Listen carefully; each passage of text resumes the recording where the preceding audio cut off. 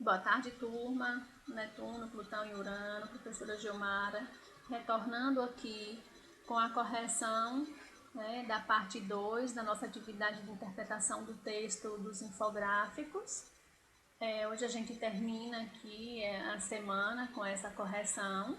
Peço que vocês, se tiverem qualquer dúvida, podem chamar no WhatsApp, podem deixar comentário lá no YouTube, pode deixar comentário também no Classroom, que eu estou aqui para ajudar no que vocês precisarem. Beleza? Então vamos passar para a correção das questões 4, 5 e 6 e o restante lá que ficamos de fazer, ok? Então, na questão 4, na ilustração maior, ao centro, o que está sendo representada? Qual é a ilustração maior? Abram lá na página que fala sobre o furacão e observem qual é a ilustração maior e o que é que está sendo representado ali dentro. O que é que se pretende mostrar com esse recorte? Nós temos duas perguntas. Questão 4, o que é que está sendo representado? A ilustração ela nos mostra, meu povo, o furacão por dentro. Observem bem que é isso que ela está nos mostrando.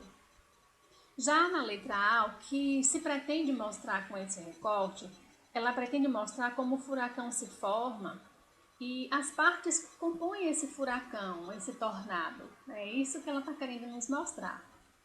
Explique com suas palavras o processo que está sendo detalhado nessa parte do infográfico.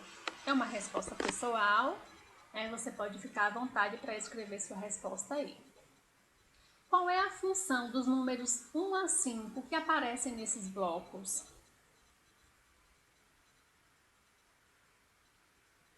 Um a 5. Pense bem na questão da linearidade aí. Será que essa numeração não seria para nos sugerir um caminho, embora a gente não precisasse seguir esse caminho para fazer a compreensão? Mas o infográfico ele nos dá essa sugestão, de um passo a passo para a gente seguir, para que a gente possa compreender melhor ainda como se forma aí um furacão. Então, a função desses números é nos orientar, nos dar um caminho de leitura. Questão D. Leia atentamente o que o texto acompanha, o texto que acompanha os números e responda. As frases são longas ou curtas? As frases são longas ou curtas? Observem bem, peguem o módulo, acompanhem direitinho. Percebam que as frases elas são curtas, porque no infográfico ele pede para a gente explicar. Porque no infográfico tudo é muito resumido, tudo é muito sucinto. Então, as informações elas precisam ser mais objetivas. Por isso que essas frases são curtas. Ok? Questão 5. Em outra parte do infográfico há um mapa, um elemento comum em diversos infográficos. Qual é a função desse mapa? Qual é a função de um mapa de forma geral? Não é nos fazer perceber a localização de alguns lugares, nos fazer compreender, aprender onde esses lugares estão localizados? Nesse infográfico a função é basicamente essa, de nos orientar, fazer com que a gente perceba os lugares exatos onde os furacões costumam acontecer. Então, esse mapa ele foi utilizado aí para isso, para nos orientar a compreender o lugar exato onde eles costumam aparecer. Questão 6.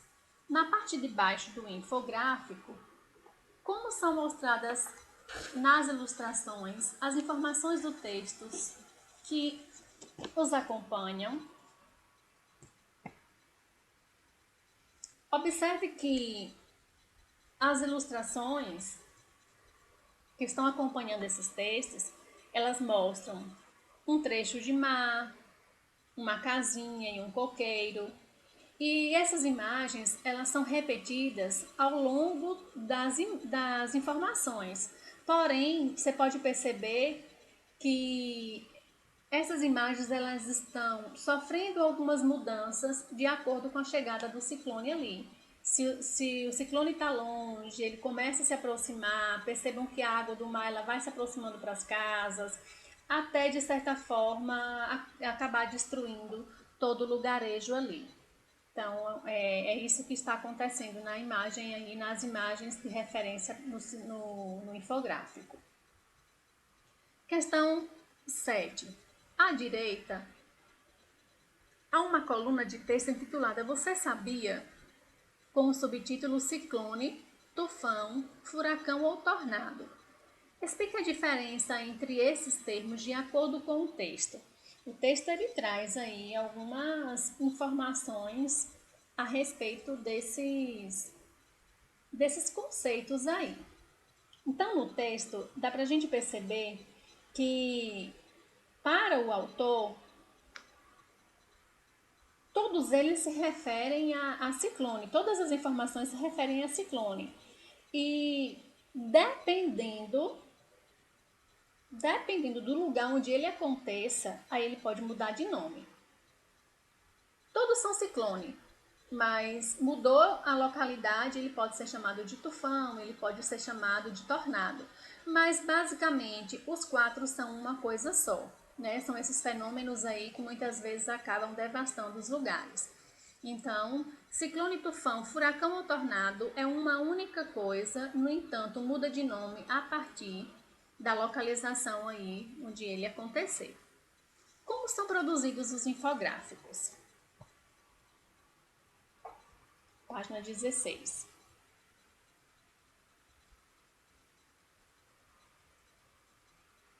O segundo infográfico foi produzido especialmente para esta obra. Ele explica como são produzidos os infográficos. Qual é o exemplo de infográfico mencionado por ele? Ano passado eu tive uma dificuldade muito grande de os alunos compreenderem qual era o exemplo que esse infográfico mostrava. O segundo infográfico. Galera, o segundo infográfico traz um exemplo de como se produz um infográfico, ou seja, o próprio infográfico ele está nos mostrando como um infográfico é produzido. Então, qual é o exemplo? Um exemplo é o infográfico, de olho no ciclone, e o outro exemplo a gente pode ver que é o próprio, como são feitos os infográficos aí.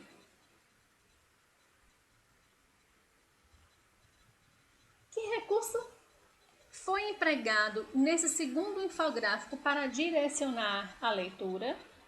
Observe que no primeiro nós não tínhamos uma questão lógica para seguir, né? Você não precisava ler seguindo uma linha de raciocínio, você poderia ler e interpretar da mesma forma. Só que esse segundo infográfico, ele é numerado.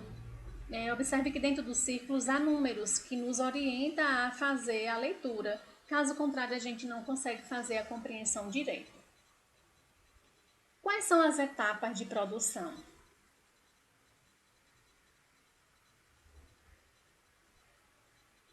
Primeira etapa, a reunião de pauta, a apuração das informações, a reunião de edição, a elaboração e, por último, a aprovação e a publicação. Então, precisa passar por essas etapas para que ele seja, por fim, publicado. Explique com suas palavras como é o processo de produção do infográfico. E você vai dizer com suas palavras a resposta pessoal, fiquem à vontade para responder aí. Compare as frases empregadas nesse infográfico com as empregadas no infográfico anterior. Elas são longas ou curtas? Dá para a gente perceber que se a outra foi curta, e foi curta porque o infográfico tem uma linguagem mais sucinta, mais resumida, mais objetiva, a mesma coisa acontece nesse. Porque é uma característica dos infográficos terem frases curtas, porque a linguagem precisa ser sucinta, ela precisa ser objetiva. Você sabia que existe a profissão de infografista? Pois é, existe. E o que você achou desse trabalho? Se você pensou em algo, se você gostou aí, dê sua opinião aí no seu caderno, ok? E por último, para organizar o conhecimento, é preciso que vocês construam, né, um mapa conceitual no seu caderno sobre o infográfico, como geralmente a gente constrói na sala de aula. Então, você vai pegar aqui logo nesse menino, que tem o nomezinho infográfico, e vai construir o mapa conceitual respondendo a essas 5 questõezinhas aí, para que você possa de fato ter compreendido o conteúdo, ok? Continue estudando, porque mesmo distante, eu estou aqui na torcida, acreditando em vocês. Saudade da Pro, até mais, até a próxima aula aí.